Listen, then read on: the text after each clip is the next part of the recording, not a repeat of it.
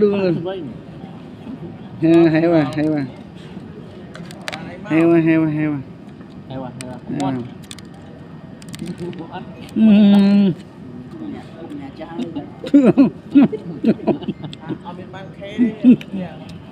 Rồi, hay quá.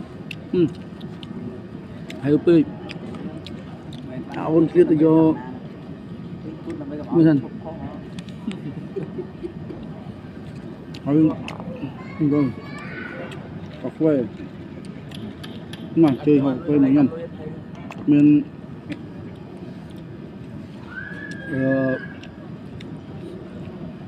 cũng mục hai cầm ron thìแบบ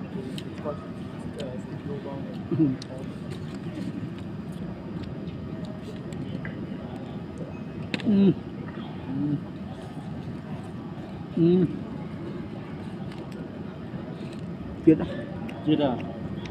chết mà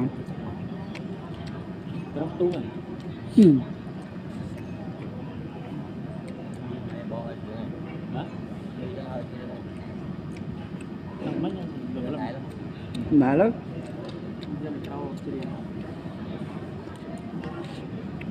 có bay buồn nữa thì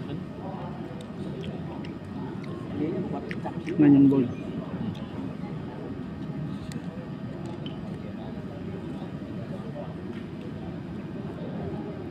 nóng muối với một cái hàu êm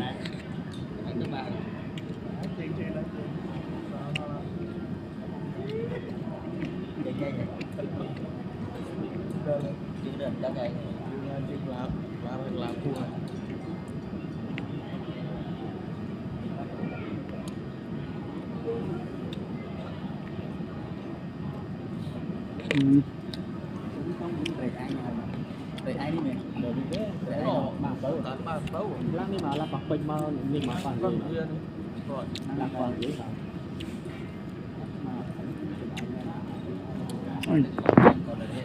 mình đua lắm bạn